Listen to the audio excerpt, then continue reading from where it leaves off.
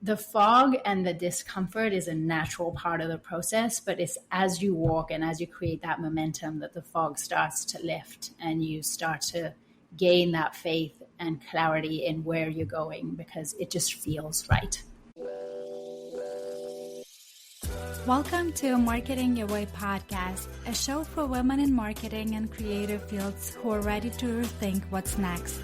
I'm your host, Anastasia Mann, marketing strategist, agency owner, career mentor, and once upon a time, a corporate VP of marketing. This is your go-to space for career reinvention, whether that means launching your own business, pivoting into freelance, or finding a role that finally feels like a fit. Each week, I bring you honest stories, actionable strategies, and mindset tools to help you move forward with clarity and confidence. We'll also dive into what's actually working in marketing right now, from personal branding and client acquisition to AI tools and emerging trends shaping the future of our industry. And just in case you're wondering, yes, this podcast comes with a Ukrainian accent and a whole lot of straight talk, because it's time to build a career that works for you. Let's dive in. Today's guest is someone I could have talked for hours, and honestly, we kind of did. Roisin is a powerhouse in the marketing world. She's the former chief marketing officer at Fountain Life, a company founded by Tony Robbins and Peter Diamandis. With over 20 years of experience leading global marketing at brands like Equinox, SoulCycle, Blade, and Stella Artois, Roisin climbed to the top. CMO roles, global campaigns, billion-dollar P&Ls. She jokes that if you looked at her LinkedIn, her career might read like a Tinder profile for marketers. All the right brands, the right moves, the perfect story on paper. But in 2021, a life-altering accident changed everything and led her to a new chapter. One rooted not in brand strategy, but in soul strategy. Today, Roisin is an executive transformation coach, helping high-performing professionals break subconscious patterns, reconnect with their purpose, and build careers that feel as good on the inside as they look on LinkedIn. In this conversation, we talk about her corporate climb, the signs she ignored for years, and how she finally began listening to her intuition, not just her resume. Let's dive in. Welcome, Roisin. I'm so excited to have you today on Marketing Your Way podcast. Let's kick things off with our first question. So what's one thing about you that people wouldn't know about reading your bio? Hi, Anastasia. It's really, really great to be here. So thank you for having me. One thing that most people wouldn't know and that I don't necessarily talk about a lot is I used to be a competitive ice skater, so figure skater back in Switzerland. So that taught me so much about discipline. I loved it. I loved practice. You know, the thing I didn't like, the competitions.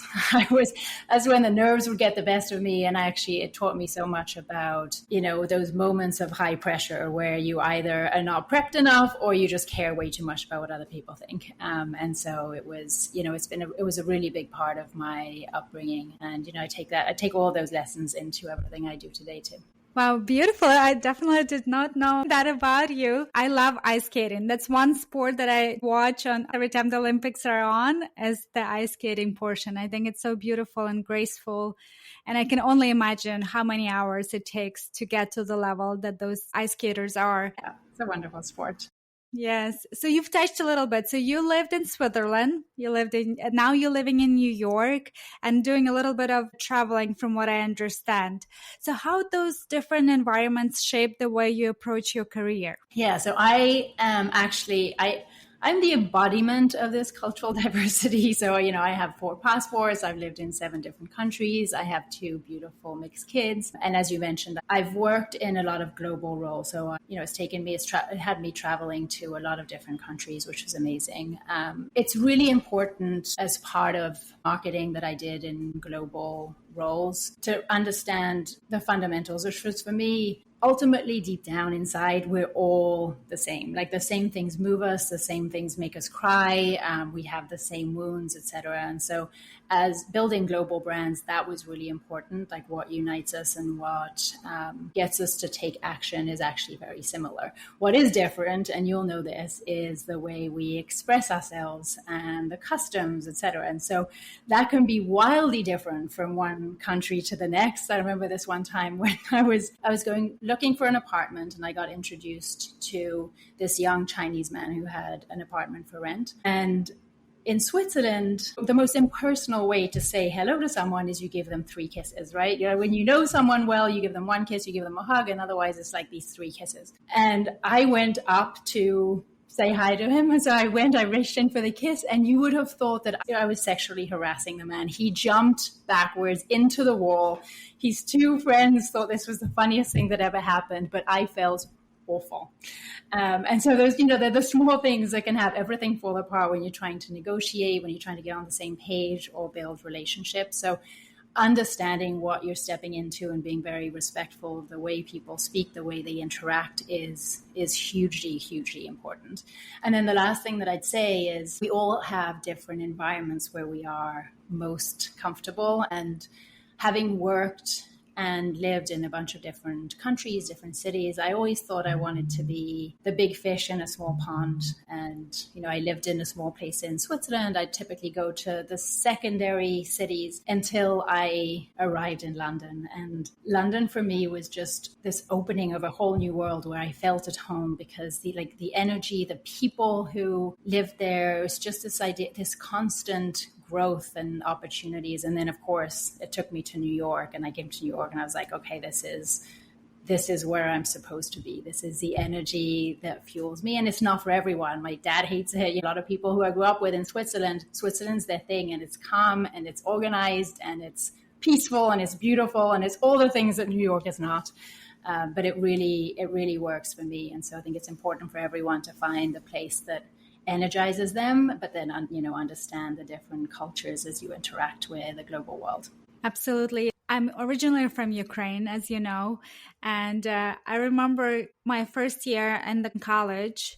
And when you are in college and you're an international student, usually you tend to hang out with more international students. And that was my first experience, was meeting people from South America. And South Americans are very similar to Switzerland, right? They give kisses. And in Ukraine, you barely smile to say hello, because that's just the way our people are. So that was definitely an adjustment. I'm like, what is happening? Like, I just met this person and they gave me 2 kisses and a hug. And I'm like, okay, I guess that's how we do it now. Personal space is definitely something that is very different from one country to the next. I love that. Absolutely, yes. And then at the same time, when I graduated college, I went to New York and I started working in New York. And one of my coworkers was Chinese. And there was no personal space whatsoever. I remember he had maybe like 2 inches between our faces, and that's how he would talk. And I remember myself trying to step back, almost stepping into the wall. So yes, the cultural differences are definitely an interesting way that we perceive the world, right? Like the way our environment influences us at the beginning, and then you get used to it. I give kisses, and I think when I go back to Ukraine, I haven't been back since 2013, so a long time, but I miss it. So when I do go back to Ukraine, I feel like I will be giving kisses to everyone, because now I'm in Miami and it's very South American influenced culture. So it would be an interesting transition. Can you take us back a little bit to your marketing career? What were you doing and what did it look like from the outside at the very beginning? Yes, I studied business and then found marketing, fell in love with brand building. And so I've been blessed to get to work for some amazing companies. So from Fortune 500 companies like Diageo and AB InBev to smaller, but probably even more iconic brands like Equinox, SoulCycle, Blade. So for people who are not familiar with Blade, is helicopters and private jets, mostly operating out of New York and the south of France. And then most recently, Peter Diamandis offered me a job at Fountain Life for a company that he and Tony Robbins had founded. My ultimate goal for as long as I can remember out of college was to become a chief marketing officer. And so I did that by the time I was 40. Like technically, I'd been leading the marketing department a couple of years before that at SoulCycle. And so I did everything that I had set out to do. And I have an old boss who used to say, the way you build your career is not just good for the way I was building my career is not just good for my resume, but it looked like I was building it for my online dating profile. only taking these jobs at companies that kind of looked amazing and gave me status, which I wasn't consciously doing, but it was a lot of fun to get to do that. So to answer your question, on the outside, my career, if I say so myself, I think looks really amazing. But it took me a really long time to understand that from the beginning, I think when I chose to study business, that wasn't actually my dream. What I wanted to do when I was a teenager, and what you want without thinking about it too much, it was always psychology. I loved the way people ticked. I loved getting breakthroughs. People would come to me naturally. But I remember saying this to my father, and he was like, hell no. That's not a career you're going into. That's not where the money is. That's for people who need to figure their own stuff out. And so I think you should do law. And I was like, I'm not doing law. Let's get a compromise. I'm going to do business. And I was able to gravitate towards something that is still very close to that. So finding brand purpose, understanding how brands can create an impact at scale by leaning into what makes people tick, what moves people. And so I was able to make the most of that. But it was very recently, as I said, that I realized that a lot of what I'd been doing for 20 years, while it looked good on the outside, it was really chasing someone else's dreams and building other people's dreams, turning billion-dollar brands around, which was great because it was what I set out to do on paper, but it wasn't truly fulfilling. And I found out the hard way. Yes, and this brings us to the question that I know we talked about it a little bit during our coffee chat. So you had a life-changing accident that really shifted your perspective. Could you please share with our listeners what happened and what changed for you on the other side of that experience? Yes. So I'll take you back. It was 2021. Black Friday. So it was kind of drizzly, and I was doing my annual turkey burn ride at SoulCycle. I'm still a big SoulCycle avid. And I would city bike everywhere at the time. So my mother had just arrived in from Switzerland. She was taking care of my small children at the time. They were 10 and 7. And so I was on my way back. It's on the east side, and I typically would cycle through the park back home. And I was coming down Fifth Avenue, just about to turn into the park, where suddenly a bus swayed into my lane. And the last thing I remember is thinking, oh no, this is not good. Next thing, I was lying in the middle of the road on Fifth Avenue, and I looked down and I had crushed bones sticking out of my leg. It looked horrendous, but I couldn't feel anything. I couldn't remember the impact. And so I had this moment where I wasn't actually sure I was still alive. And it was a completely surreal experience. And it both broke me and it woke me up. And it woke me up in the sense that I've always been a firm believer that things happen for you and happen for a reason. And I'd also gone through my life feeling like I had the luck of the Irish. My dad's Irish, my name's Irish. I was, things typically worked out for me.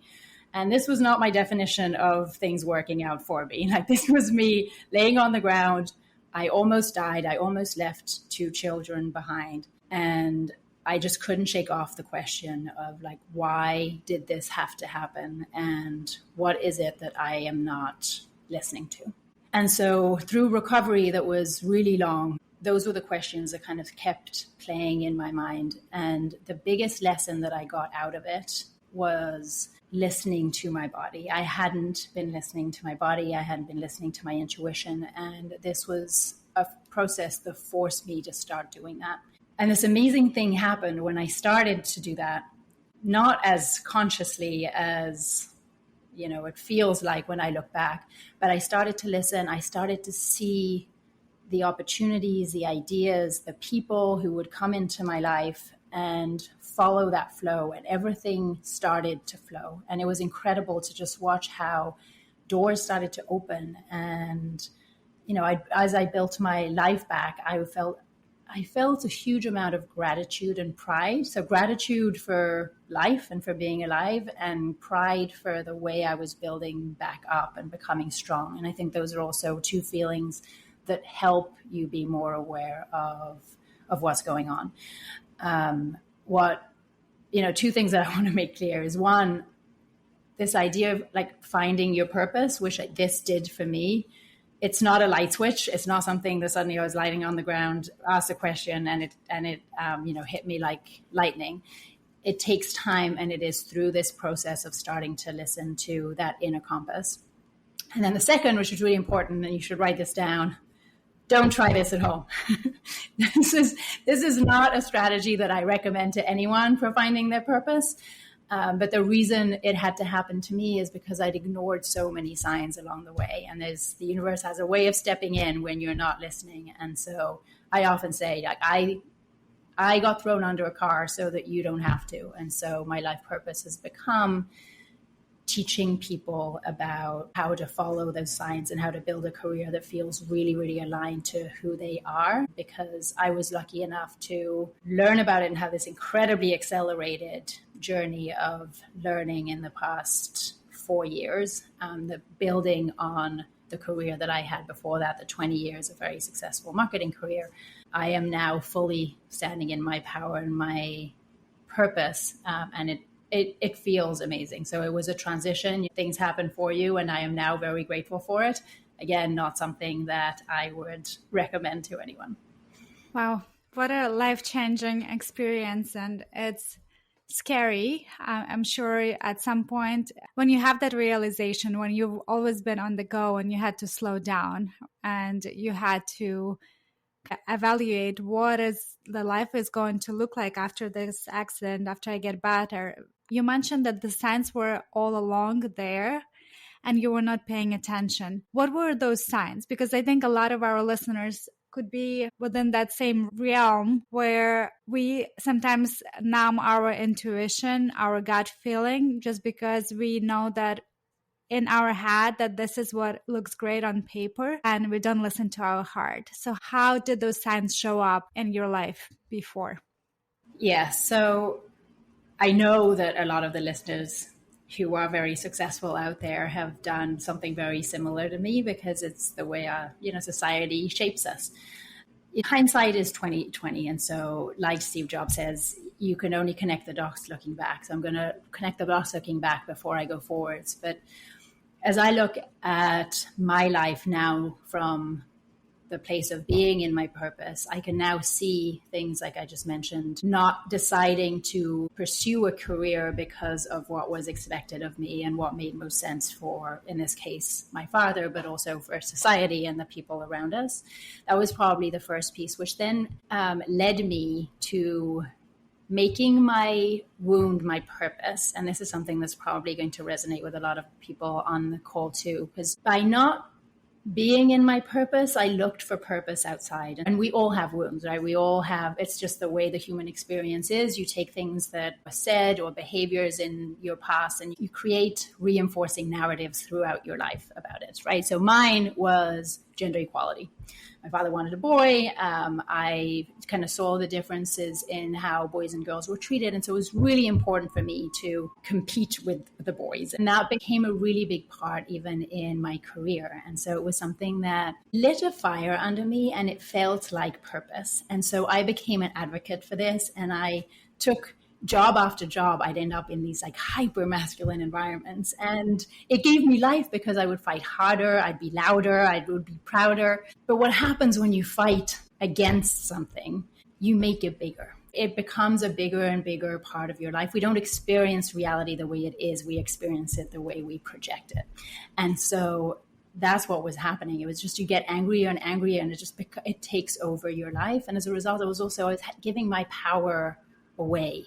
While I was fighting, I had this unspoken agreement with myself that ultimately the male CEO or this other person had the ultimate say. So while I would fight, and it was a little performative, given that at the end of the day, I would then defer power to someone else. And again, it comes back in hindsight to me not standing truly in my power and my purpose, and not feeling like I had that grounding. And so these things show up, and I talk about this a lot. They do show up physically and emotionally before the big dramatic accident, right? So for me, I got sciatica right before I got married. So debilitating pain out of nowhere for a really long time. My throat, I got these sore throats all the time, a sign that you're clearly not speaking your truth. And there's a stage of my life where I lost that energy and passion that I was known for. And then the divorce came. So I got divorced, and still I'm not listening, right? Still I'm thinking this is just me being strong, and I'm my resilience, and I can push through this, and I'm all these things, and I'm independent. And it was fueling this narrative that I had built around how strong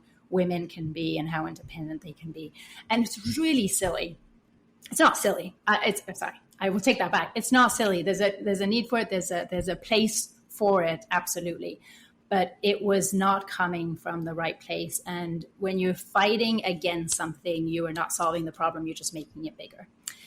And so that's when the accident happened, and that's when this shift became conscious for me. And so that's starting to go with the flow. At the time I was working for Blade, so putting rich people up in the air, which was a very fun job, but it was not my forever job. But I could feel that things were shifting, and I was just going with it. And that took the form of Peter Diamandis calling me to become chief marketing officer of a really cool company that was founded by him and Tony. And the biggest thing that I got out of that was being in their ecosystem and being around people who were creating empires around their purpose, who were of service, who were creating something that was so much bigger than themselves. And then I'd go to these conferences that were all in this world, and I just saw how they were all doing this. They weren't trading their time for money. They were trading their genius for money. And so they were creating a life for themselves that was amazing. And it just felt so aligned. And it was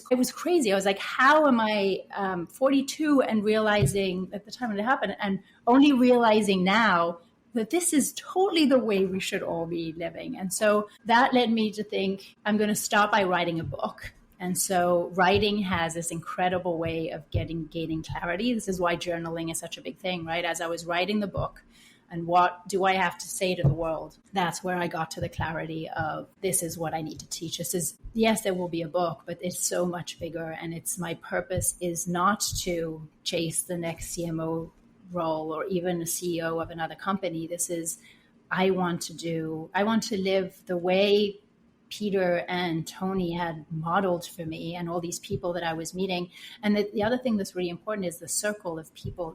When I talk a lot about ideas, people, and opportunities showing up at the right time, the way people show up, following that and surrounding yourself with people who believe in that delusional vision that is ahead of you and where you want to go, makes it achievable. You don't know what you can do until you see other people doing it and believing in it. And so that was incredibly powerful. And so that was the shift from misalignment to alignment. Again, the first half being subconscious, and then it became very conscious just as I was opening the doors. But one thing that's very important to understand is, as I said before about the light switch, the fog and the discomfort is a natural part of the process, but it's as you walk and as you create that momentum that the fog starts to lift, and you start to gain that faith and clarity in where you're going, because it just feels right. While you were saying all of this, I have flashback to my own life. And part of it was when I was still in my corporate career. I was climbing the ladder within the same company, and I was very successful, and I was doing the thing. And I was realizing that I was missing something. My daughter at that time was going into kindergarten. So it was a shift because, she's in school. I'm a single mom. And I just met my husband around the same time that my husband now. Again, I'm a single mom, so I have to be able to provide for the family. So for me, it was more about like that stability. I know that the paycheck is coming, what it's coming, but I've always been into self-development. So I was reading, I was listening to podcasts and all of that. And I discovered Amy Porterfield, and we all know that she also at some point worked for Tony. So the way she was speaking was also very inspiring. It wasn't just like a dry business advice or a marketing advice. It was more about the mentality, the mindset shifts you have to make in order to be successful in any type of business, right? So I happened to realize that I wanted to have a plan B. And I didn't really want to leave the company, but I wanted to be able to know that if something happens, if we get laid off, if the economy is not going where it's supposed to go, there's something and there's income coming. So I started creating my website and, around the things that I know, which was marketing. And that brought me my very first client, who was a life coach. He actually also at some point, he had a major realization. He was my husband's ex-boss, who was a financial advisor. And he switched his career around to life coaching. And he was just starting out with like big programs, going from one-on-one coaching clients to programs. And he needed someone on the marketing side, on marketing automations, and just program director side. And I started working with him, and he became my retainer client who was able to replace my corporate income at that time. And while I was doing that, it was amazing. And Chuck, if you're listening, hello. But at the same time, I felt that something was off because I did love marketing part of it, and I didn't love the whole operations. And, it was misaligned with what my skill set was. So I've always had like that inner kind of struggle within myself that I don't really love what I'm doing right now, even though the purpose and is so amazing. It just misaligned with what I want to do. So we ended up parting ways, and I started the marketing agency for real estate that I know and I love. And while I was doing that, I also was realizing that I'm missing this big part of me that wants to connect to other women, how they can do this, that it's not a linear path, that there are other ways. It's not just corporate career. It could be business development. It could be doing something on a side at first. So that's how Marketing Your Way started. But again, it all took like all these different steps that maybe at some point you don't see them aligning very much, but that's where we are now. It is clarity through momentum. Yes. You just need to keep moving. It doesn't necessarily make sense at the time. And maybe it takes 3 or 4 steps for it to make sense, but it's all leading to the right place. As long as you're following that calling and not doing it for money or other people's expectations. Absolutely. So what helped you start turning into your intuition and trusting it? Yeah. So the accident was that moment. And for me, it was that realization, the moment where I realized that I actually have all the answers internally. And it was a big realization. And it's easy to say, and you can agree with that rationally, but the idea is to start to really feel it.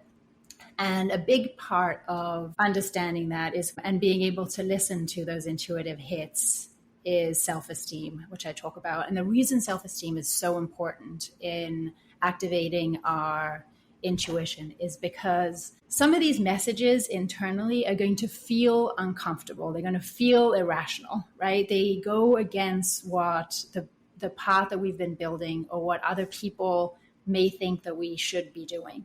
And so self-esteem becomes so important because you have to get to the point where you are trusting yourself and what you believe and what you're feeling and hearing more than you care about what anyone else is going to say. And that's a big shift for people.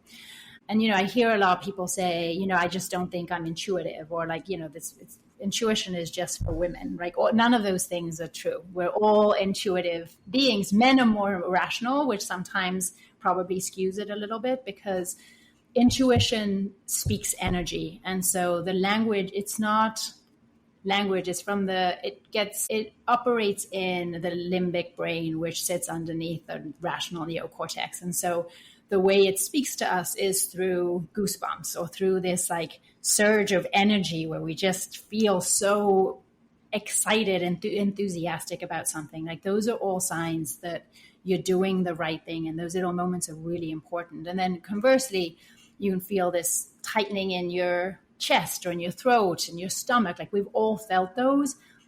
Those are all signs trying to guide us. Now, it's not fear, and that's something that's really important. Like fear is not an intuitive hit telling you not to do something, right? There's the tightness in your throat, which is like, this doesn't feel aligned to who I am. And then there's fear. It's like, this is feeling really uncomfortable, or like, how am I going to pay for next month's rent? That fear is a self-limiting belief, and it just means that it is you coming up against the edge of your comfort zone.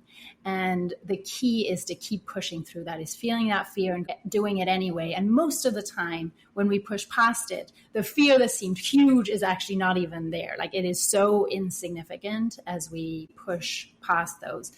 But, you know, what I would say to anyone listening is, don't take my word for it. Try it. All those things, the thing that you've always wanted to do, but you've been putting off, like make that phone call, go to that event, talk to that person, and then see what shows up, the people, the ideas, and just follow through. Some of them will be dead ends, but a lot of them are going to lead to things that are like way beyond what you thought was possible. And it just opens these doors. Just, I think Shonda Rhimes wrote this book, A Year of Yes, where she talks about just saying yes to all the things that showed up and all the like amazing miracles that happened.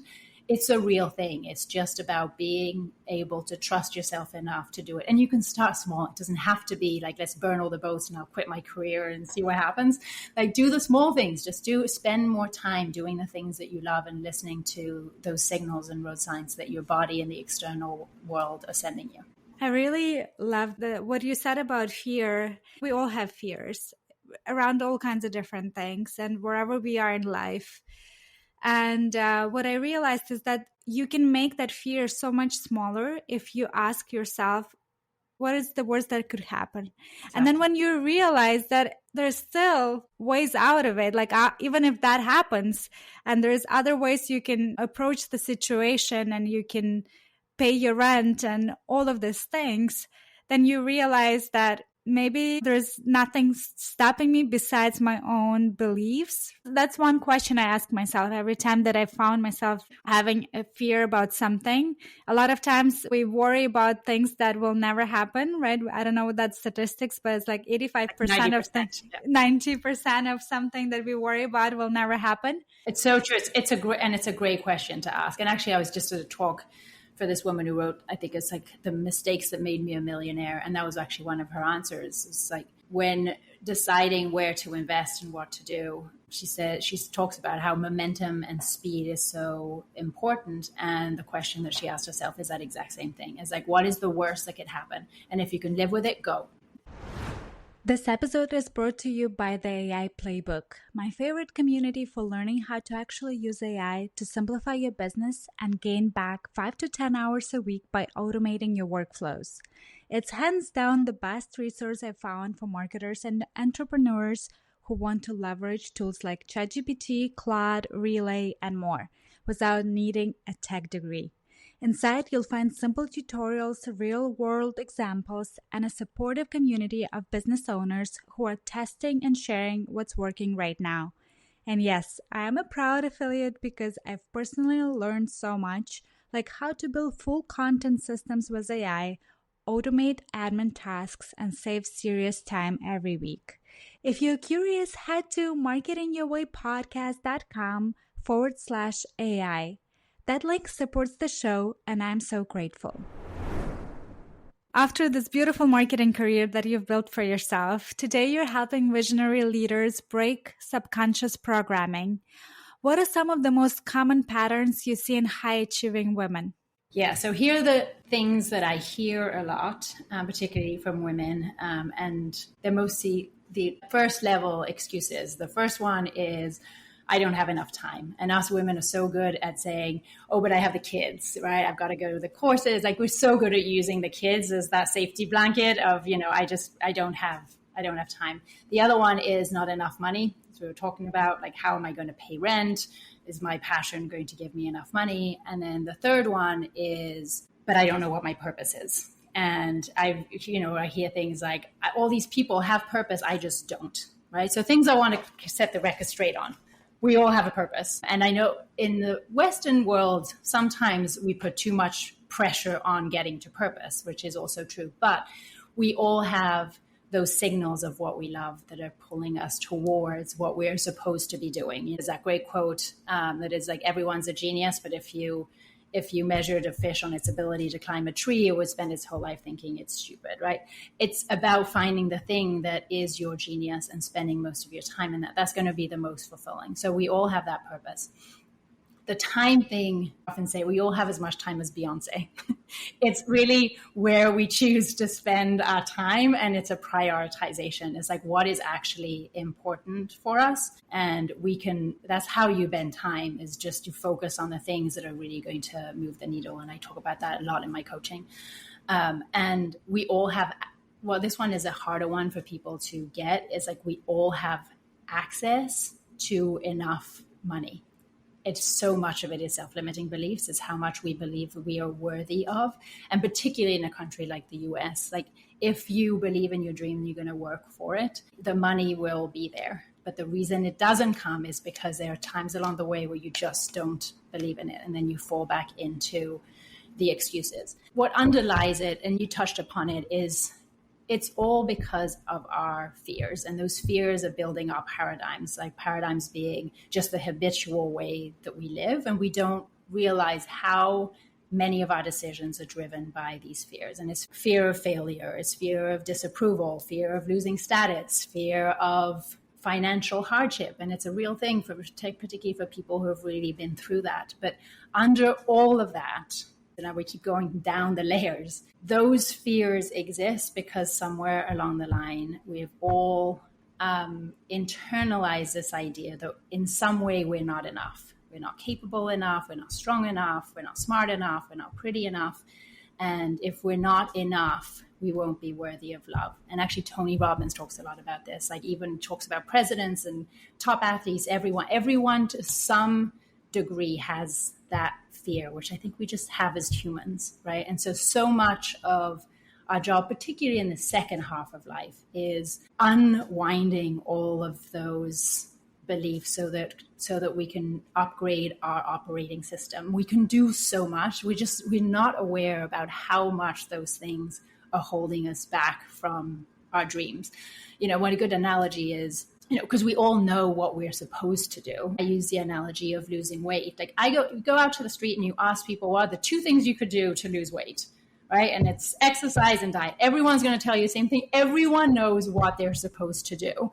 But we've got more obesity in this country than anywhere. And it's not because it's not a lack of knowledge. They all know what they're supposed to do.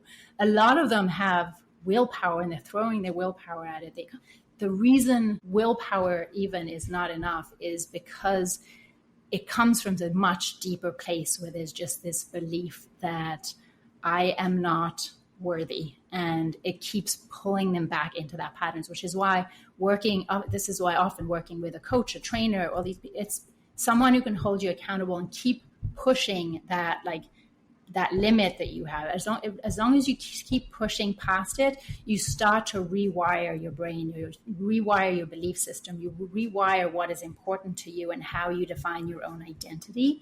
And once you identify as a person who doesn't eat, doesn't go to McDonald's every week, doesn't do all these things, or as a person who is worthy of $1 billion business and is going to build that, that's when the magic starts to happen. But it's, everyone would be so successful if it just came to like wanting to be. It really is like these paradigms. We don't understand how much these self-limiting beliefs are informing so many decisions that just keep holding us back. And so that's where you get to the breakthroughs, is when you start upgrading the operating system. How would you do that? If you can walk us through one exercise, how would you work through those limiting beliefs? And before we even go in through how to break those limiting beliefs, how do you discover what limiting belief system you have in general? Yeah, so it typically it takes a second person, right? It's often great to get to work with a coach, work with a therapist, like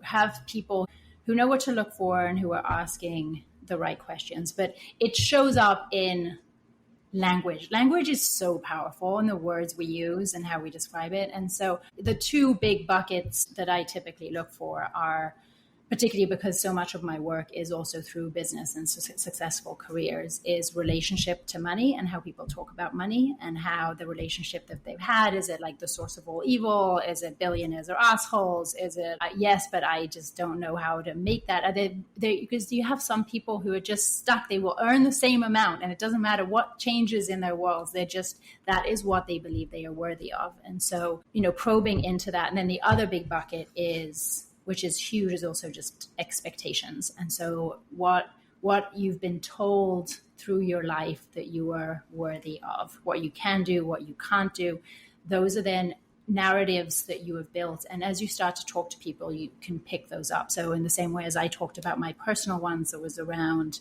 the gender imbalance, that was a huge narrative that I created that impacted a lot of things in my life. And the awareness of it is a huge first step, because then I started to work with the clients on identifying the times and pulling out when it's showing up in different ways, because it pops up a lot. And so that's how you start. You first need to identify them, and then you rewire and you get aware of it. And then I think an exercise that I do before I start rewiring is getting to, I am a big believer in visualization, in the way that like top athletes, like Coco Gauff just did it, like Djokovic was amazing at doing it, so was Michael Phelps.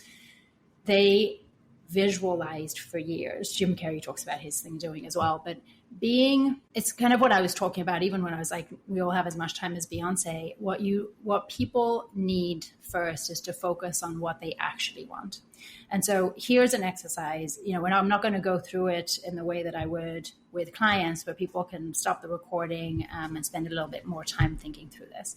First, I want you to sit down and write down, what is it that you love? As I say, you talked a little bit about how, you went through that exercise, but what is it that really lights you up and that you love and that you like every time through your life, you've been pulled towards that. Okay. Once you have that, I want you to think about if you were a billionaire that everyone adored, i.e. if you have no money problems and no judgment and expectation issues, what would you spend most of your time doing? Okay, so that just gives you a basis just to start to feel into in your body, what is that purpose that keeps trying to pull you towards where you're supposed to be. And then I would want to have you kind of close your eyes and think about 3 years from now. If you're to get into a time machine, you're sitting in a cafe and your future self from 3 years walks in and everything has worked out for the last 3 years. And they walk in, what do they look like? What do they sound like? How do they walk? And then have them come in and tell you about this amazing life that is 3 years from now. And once you go through all of that, you shift your center of gravity and get into that person and just feel how it feels. And I make this a daily exercise. So not necessarily the meeting, but the feeling what it's like 3 years from now. And the reason that is so important is not just some like woo-woo manifesting, although that's kind of, it is in part what this is. What it does is it makes that result 3 years from now non-negotiable for you. When you start to feel that in your body, that is who I am going to be, the time thing goes away, right? Because you start to prioritize only the things that are building towards that person that you're becoming. The things that are distracting, then you are clearly distractions. So often people don't get to where they're going because they don't know where they're going. They haven't established where they want to be. And so no amount of rewiring and upgrading the self-limiting beliefs can work if you don't know what you're actually working towards. So this is why, businesses do goals and annual planning. Those are all really important things because you're working towards something. It keeps you focused and you've set like a flag in the sand.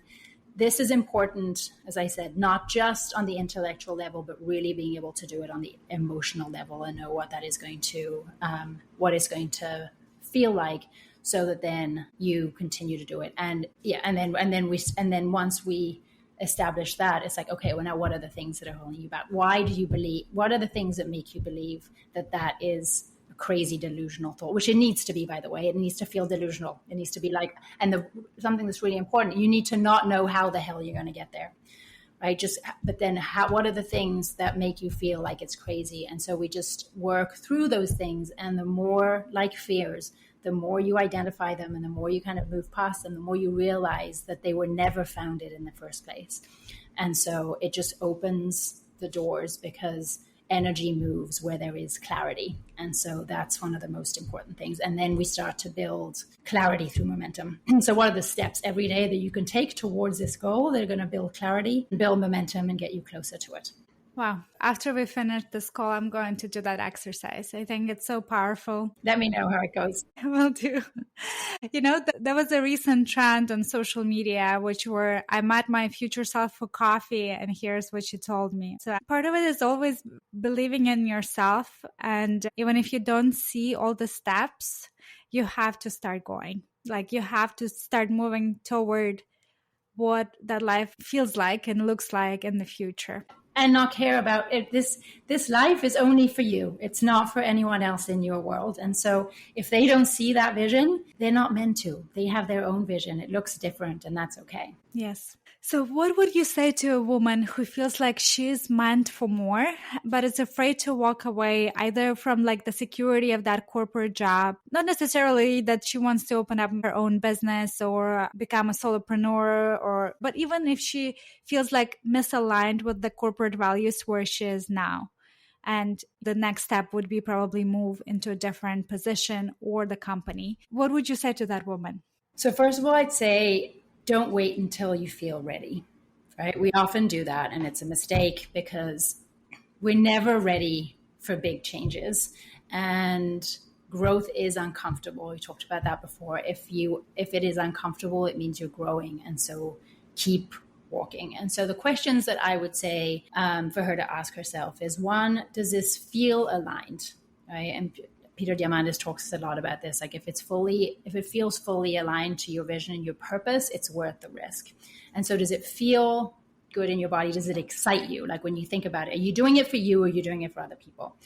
The second is there interest in it out there? So if someone is thinking about going off and doing their own business, for example, like it's important to stress test, because we can have all these big ideas in our heads and it's like all great, but you need to make sure that there is a market out there. And so you can do that by talking to people in your circle who are similar to your target audience, putting it on LinkedIn, putting it on Instagram, very like low pressure. Like we're often very scared of doing these things, but it gives you immediate feedback and immediate market research to just validate that what you are putting out there, people actually want to hear. And then you pivot and you keep testing until you feel really good with that feedback and the two-way feedback, where now you've got something that is aligned and you feel like it has potential in the market. And then the final one is she going to stick with it? Right. So one, she needs to believe it and love it as much as possible, because shit's going to get hard. It gets hard. It's really nice when you're excited at the start. You know you've done this, right? It's great at the start, and then you lose steam. And like the curve always goes down, and it's tough, and it always takes longer and is harder than you think it's going to be. And so are you going to be able to push through those moments where it gets tough? And that's where having an accountability partner, a coach, a friend, a mentor, someone who believes in where you're going as much as you do, someone who knows that it's going to get tough and it can push you to still take those steps and still move forward. Because progress is progress and it's addictive. And it's just about how you still moving forward every single day, right? You need someone who is by your side, who's like, you know, it's like the pilot of a plane. Like they don't panic when there's turbulence because they've done it a million times. Like this is just what happens, and you push through.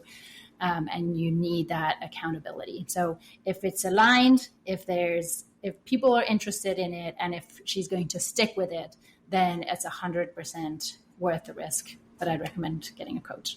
You mentioned journaling. I think that's a great exercise as well, right? If you start writing down what you want and just putting all of the ideas out there, at some point, the realization of what you want to do and how you want to live your life will come. It's just more like on subconscious level, we just have to put all of those thoughts out. Yeah. So again, like I would go back to kind of that coaching method that I that I teach is like getting clear about what is the life you want, regardless of the how, and then just start moving, let go of the outcome. You've established the outcome, and then just keep moving. And yes, to your point, and what we mentioned earlier, writing is one of the most powerful ways, like writing without editing, just putting stuff down and then rereading is incredible at gaining clarity, because your subconscious knows exactly what you're supposed to do. You just need to get under all the layers of crap that you've put on top of it. This episode is brought to you by the Full Focus Planner, the only paper planner that's ever helped me actually feel more in control of my time. Created by productivity expert Michael Hyatt, this planner is designed to help you set clear goals, stay focused on what matters most, and finally break free from the never-ending to-do list cycle. As a busy mom, business owner, and content creator, I use mine to map out my week, set work-life boundaries, and make space for the needle-moving work, not just the urgent stuff. If you're ready to stop feeling reactive and start feeling on purpose, check it out at marketingyourwaypodcast.com/full focus planner. It's marketingyourwaypodcast.com/full focus planner. So you've built $1 billion brands, you launched massive campaigns, managed probably thousands of people by now, and now you do the business on your own. How having all of that marketing background helps you building your business? So I've learned that I'm really good at building other people's dreams. But no, seriously, what my career has taught me is, we talked a lot about all the things that were the signs that I needed to change. In equal part, they're all the signs of what I love doing, right? And that are helping me today. So what's very clear as I look back on my career is all the things that would still like make me light up. When I had a creative brand brief, like writing the brief, getting the creative ideas back, the work that I did on building purpose, on understanding how you could have an impact, how you could like work through this in culture. That was what lit me up. And that is still what lights me up, doing it with actual people. I was doing it with a layer of separation because I had the brand in between, but that's always what I loved doing. And then the other side that was so clear was managing all of these like hundreds, thousands of people, coaching them, mentoring them, getting them to grow, and watching them achieve expectations again and again when they were equipped with the right tools and empowered and felt belief in themselves. And so all of those things just made this transition a no-brainer. And so everything that I have learned from managing teams, marketing and building purpose and brands, I apply directly to the way I work with individuals that are trying to find their purpose and unleash their full potential. And then, of course, because 20 years of marketing in a world where everything is marketing today, right? You know this because this is your bread and butter. Marketing is the most important skill in any business today. Like everyone has a personal brand. Everyone has to market something. At the end of the day, any business that you have to convince people to buy what you're selling. And you need to, one, believe in that. Like the people who sell the best and the best pitches is when there's like this deep passion and belief that it's not a sale. It is, you are doing someone a favor. It would be a disfavor for them not to purchase, right? But that comes with marketing plans with like 90, 60-day plans, and the tools have shifted. And so that is all that I can bring to the table in the second half of a lot of the coaching that I do. So once we let go of all the things that are holding people back and decide where they're going, then you have to start to like get down and dirty and like, what are the tools and how are we going to market you? How are we going to market your business? How are we going to launch this in a way that is successful in the marketplace? So it's all very much intertwined. And I feel very blessed because it has made for a very seamless transition and something that people are very interested in diving into. Do you find that marketing yourself is a little more difficult than marketing other people and brands? It's a great question. Yes and no. So yes, as in I thought it was going to be. So full transparency, I hated the camera. There are no pictures of me, no videos. I stay off of all of that. I was on the other side, and I was very comfortable having a brand in between, being able to market a brand, and it's lower risk. There's like the reputation, etc. It was just easier to do that at scale. And so when I went off on my own, the realization of now I am my own brand and I'm going to need to get over this and put myself out there was kind of terrifying, and I was not very happy with it. I still need to get comfortable with the camera, but that's just part of what it is. The reason I actually don't think it is as hard is because the part that I love about it is that it is me. And because now I'm not selling a version of me that is trying to be anything that I'm not. And there is something incredibly liberating, because even with all these brands that I was building them in a way that I loved, but they were what they were. And some of them had these very strong CEOs, and the brand was like a reflection of them. Now I get to build everything that I am and I want to be, and put that on steroids, and be able to use all of the tools that I had for brands, but do it for myself. I think it's difficult when you're trying to create a persona that doesn't necessarily feel like you. But I think if you bring it back, my experience was that it is actually easier. And the more you put yourself out there and the more real you are, the more people react to that. Like that, there's a space there that is also me adjusting, because I live my life, like vulnerability was not a thing that I put out there, right? I built my career by being incredibly resilient and competing with the boys and doing all the things. And so it wasn't about being vulnerable and showing emotion, but now I have to, because and it's actually is incredibly liberating. And it shouldn't be emotion and vulnerability for the sake of it. It needs to be to allow other people to open up in that same way. But it's been an incredible journey that I recommend for people. And I think there's a beautiful way to create that real version of you that doesn't make own brand marketing awkward. You were speaking to me after you said that you're building the brand and you're hiding behind the brand sometimes.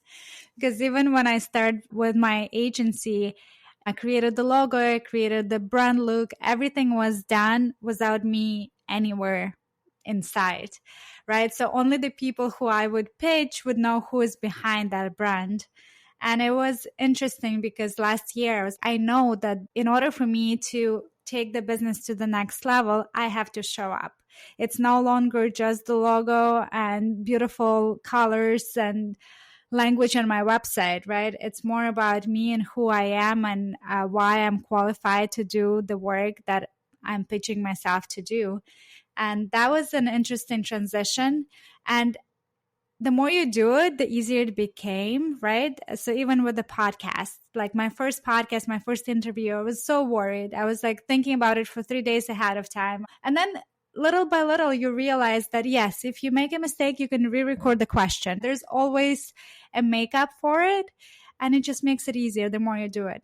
And yeah, it's funny you say that, because that as a brand person, I did the same thing. So the first thing I did when I was like, I'm going to go off on my own was, all right, let's do a naming workshop, and let's get the brand, let's get the visual brand identity, and let's create a thing that is scalable, and therefore I don't need to be part of it. And I put money into that. And then as I was launching, I realized, and I know this, you know this, it takes so much money to build any brand from scratch. It's a huge lift, and people, especially in this day and age, people buy into people. People trust people. And this is why there's an explosion of personal brands, is because even CEOs of companies, Jeff Bezos and Elon Musk, they are the face, Steve Jobs, they're the face of the company, and it makes a huge difference. And so while all of this branding work was taking too long in the background, I was like, well, I kind of just need to start putting my story out there. And I realized very quickly that it was a complete waste of time. There is no, while I'm continuing to do the work, and like there's a brand identity that I talked about. I just had a conversation earlier this week with the guy that I'm working with, and I was like, it just doesn't feel right. I can't create this other thing that's not me, because my coaching is me. And even when I'm going to want to scale it, it is still me. And so there are things that you can brand. There approaches and methods and different things. And so there is definitely a place for that. But more and more, no matter what industry you're in, people are going to buy into you, and you're able to grow a business organically through your own channels without having to invest in paid media and advertising and all this stuff that is actually, it doesn't work as well as it used to when you build your own brand, because you inherently have, you have like, I think it's like 82% more trust when there is a face to a brand. And doing what we do, which is in the people business, there's no way around it. Like it's we're kidding ourselves if we think that people are going to buy the brand. Being in marketing and knowing all of that, you still go and you try to do try. Right? We still try, but we know what the right thing to do. So, okay, we're coming to one of my favorite parts of the interview. We'll do a little fire chat. What's something you're reading right now? Oh, I'm reading The Big Leap by Gay Hendricks. It's all about upper limit and beliefs. Very on brand. That's going to be on one of the books on the list. Very good.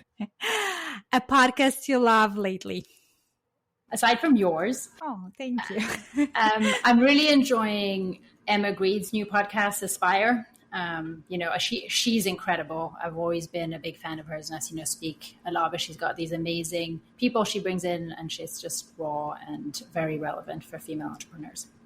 Beautiful. I'll take a listen. I discovered lately the Diaries of CEO. That's fantastic. And it's so good as well. Yeah, he's awesome. Yes. And hearing his story. And again, it made me more excited to listen to the podcast after reading his bio about him starting the podcast at 18, I believe, or I might be butchering the facts, but it was very early on. Best way to unwind after a full day? So I'm lucky enough to live on Riverside Boulevard on the west side. And so I can just walk out at night. I love it. And just sit by the water. I love doing it in Central Park too. Like just being out in nature or by the water is the best way to unwind. If I've had a really tough day, I will get on a bike, a soul cycle, and, and get some adrenaline going, cry it out if I need to. But if it's just a long day and I need to relax, I'll typically go and have a little bit of a meditative walk down by the river. Yes, I do the same. I live in very residential neighborhood. So now it's just taking walks. And when we just moved, we used to live in Brickell, which is like the heart of Miami. It's not similar to New York, but if you have to make a comparison, it's like a Manhattan of Miami. And it was a lot of energy. People are running, walking, going to work, coming back from work, things like that. And here, like no one is walking, like everyone is driving to the grocery store. So it's been an interesting transition to start actually taking walks. And I was like, oh, I think I love it. And I'm convincing my husband to get a big dog because we have 2 pugs that they cannot walk more than half a block. I'm like, I really want a Labrador. Can we please do that? And I will walk the dog. The solution being, let's just get more dogs. Exactly. Love it. So where can people find you? How they can work with you? Give us all of the places, please. Thank you. Yeah. So the one thing I will say is like, if people listening are feeling that pull, or if this is resonating, which I think people in this midlife stage are feeling a lot, and McKinsey's putting out reports saying that 800 million jobs are going to get displaced by AI, which is 30% of the population. A lot of people are going through these existential changes, and it means this is your time to redefine that story and really build, because it's going to get disrupted. And so get in the driver's seat and define what that's going to be for you. And so people that I work with are typically driven professionals who are kind of looking to have that once in a lifetime big pivot. And so if the time is now, don't ignore it. Would love to talk to you. Like working with me feels like hiring your personal CMO, launch strategist, purpose coach, all in one without the equity or the ego. And so I am mostly on LinkedIn, and I offer free strategy sessions so that you can get to know me. We can talk through and just do some initial exercises and just download of how we can help. And so you can either DM me on LinkedIn. There's also a link in my bio to set up some time. And then we'll work through, as you mentioned, really the setting this delusional vision, upgrading your operating system, and then creating that clarity through momentum. And it's incredibly powerful. And if you are going through that shift, having an accountability partner is just such an important thing to do. I've had coaches through all of it, and it has been life-changing. The people who are surrounding you are probably one of the biggest factors in the success of this next stage. Well, Roisin, thank you so much. You were so inspiring, and there are so many lessons to learn. So much homework, and I love it. Enjoy the exercise. And I'm looking forward to having you back in 3 years. Looking forward to seeing you in 3 years. Amazing. Awesome. Thank you so much. Thank you so much for having me. And that's it for today's episode of the Marketing Your Way podcast. I hope you're walking away with fresh ideas, new insights, and the confidence to take your next step. If this episode spoke to you, please take a moment to leave a review. It helps more women in marketing find the show and build a marketing career on their terms. And hey, don't forget to hit subscribe so you never miss an episode. Thanks for hanging out with me today. Until next time, keep building your marketing career your way.